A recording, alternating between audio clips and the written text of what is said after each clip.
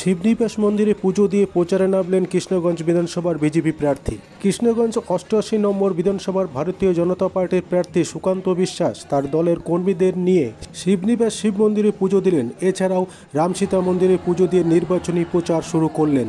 চলুন দেখে নেব সেই ছবি। আপনারা দেখছেন নিউজ নদিয়া এক্সপ্রেস। চ্যানেলটিকে সাবস্ক্রাইব, লাইক, শেয়ার এবং ফেসবুক পেজটি ফলো করুন আর দেখতে থাকুন নিউজ নদিয়া এক্সপ্রেস।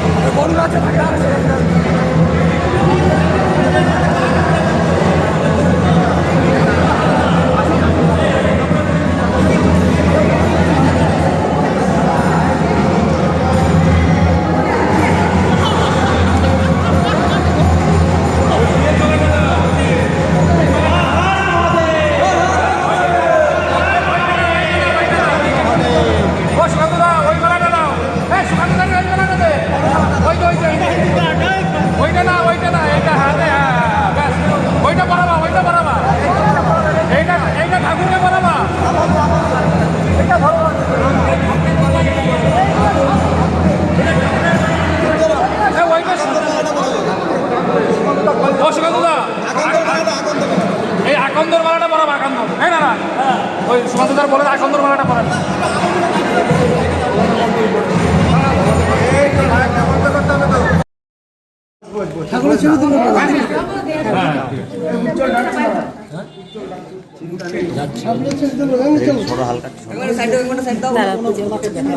দেখা যাচ্ছে না, একটু সাইড দাও। ঠিক আছে। আরে এর আগে দুটো ইলেকশন তো হয়ে গেছে, একটা ছোট ইলেকশন, বড় ইলেকশন, সবই তো বেরিয়ে গেছে।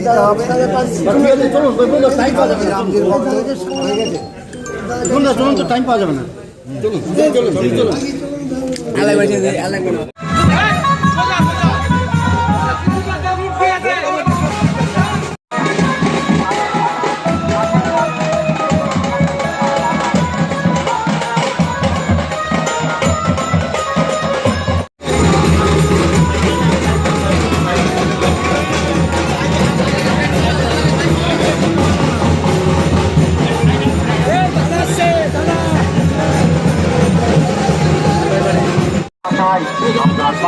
আরে ছিছি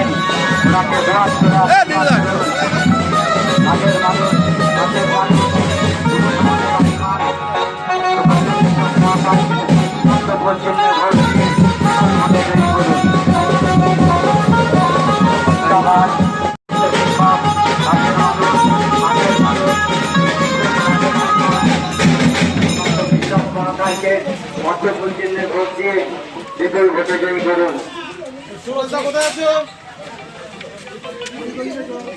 হাবো হাবো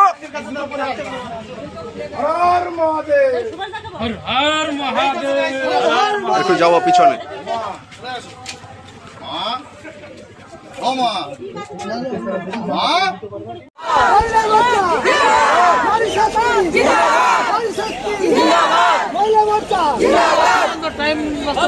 জয় শ্রীরাম, জয় শ্রীরাম। সুকান্ত বিশ্বাস জিন্দাবাদ, সুকান্ত জিন্দাবাদ, শিবনিবাস জিন্দাবাদ। ভারত মাতা কে, ভারত মাতা কে।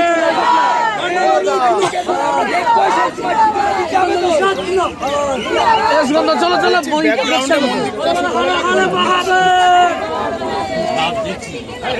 কি দেখছো?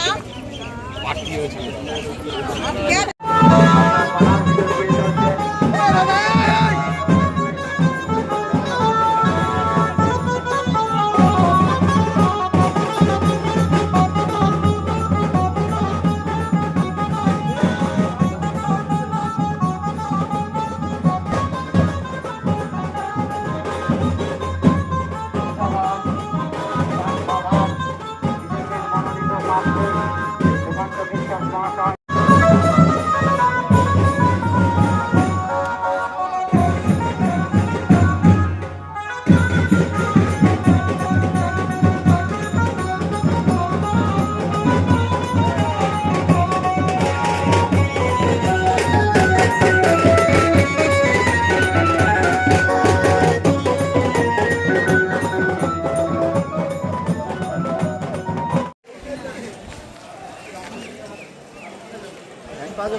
বুকটা ঠিক আছে তো?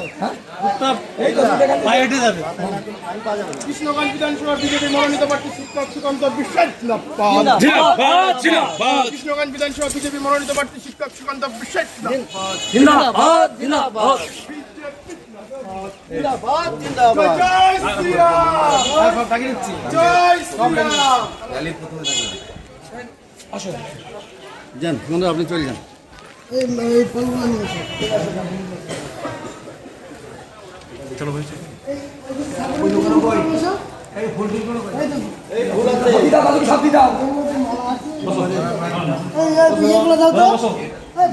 এই যে ফল ফল ফল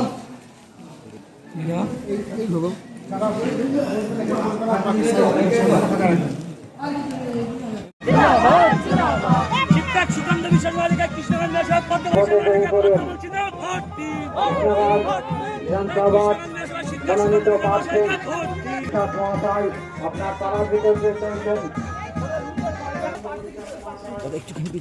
এখানে মন্দির আছে।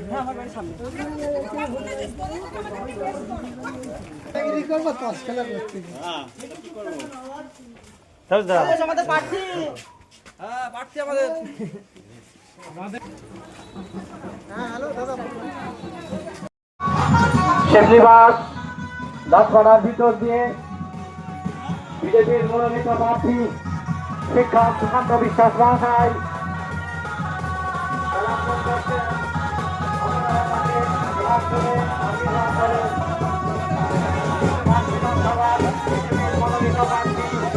আশীর্বাদ করেন।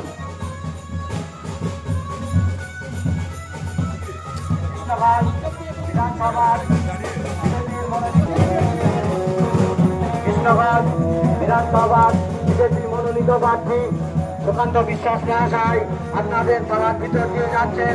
আপনারা তাকে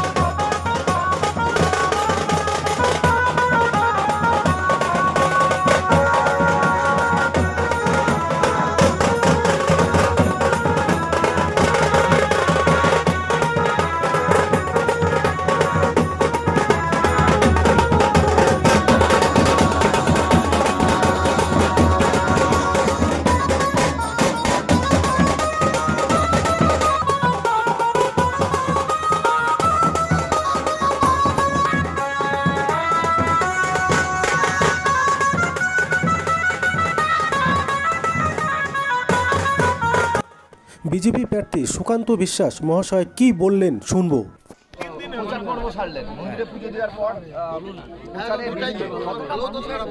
ব্যাপক সাড়া মানুষ যেভাবে বাড়ি থেকে বাইরে এসে আমাদেরকে আশীর্বাদ করলেন, তাতে করে পরিষ্কার হয়ে গেছে এখানে চিত্র কি হতে চলেছে আগামী 4 তারিখে।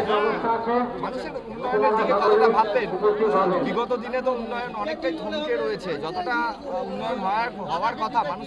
দেখুন, এখানে আমাদের স্টেট গভর্নমেন্ট হচ্ছে তৃণমূল কংগ্রেস পরিচালিত, কিন্তু আমাদের এখানে বিধায়ক এবং সাংসদ, পাশাপাশি আমাদের পঞ্চায়েতও বিজেপিকে দিয়েছিলেন, মানুষ আশীর্বাদ করেছিলেন বিগত দিনে।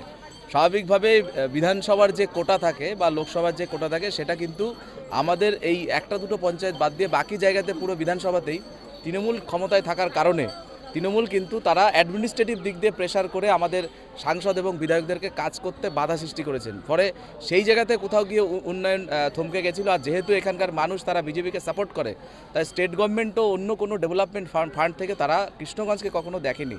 সেই জায়গায় কৃষ্ণগঞ্জের মানুষকে আমরা বলবো, 26-এর নির্বাচনে বাংলায় পরিবর্তন হচ্ছে, আর সেই পরিবর্তনে আপনাদের সকলের আরও অনেক বেশি এখানে অগ্রাধিকার রয়েছে। আপনারা সকলে সেই পরিবর্তনের সাক্ষী হন এবং কৃষ্ণগঞ্জে এক ব্যাপক মার্জিনে এখানে বিজেপির পদ্মফুলকে আপনারা জেতান।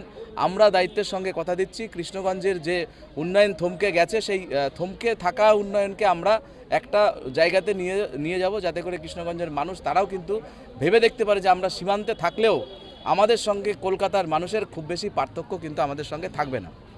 কতটা জয়ের লক্ষ্যমাত্রা রাখছেন? না, জয় তো এখানে নিশ্চিত। আমাদের কৃষ্ণগঞ্জে জয় নিয়ে তৃণমূল কংগ্রেসও তারা জানে যে এখানে তারা নিশ্চিতভাবে পরাজিত হবে। তারপরে যেহেতু প্রার্থী ওদের দিতে হয় তাই দিয়েছে, তারা তাদের দলীয় প্রার্থী দিয়েছে। বিজেপির কর্মী সমর্থক তারাও জানেন যে জয় আমাদের নিশ্চিত।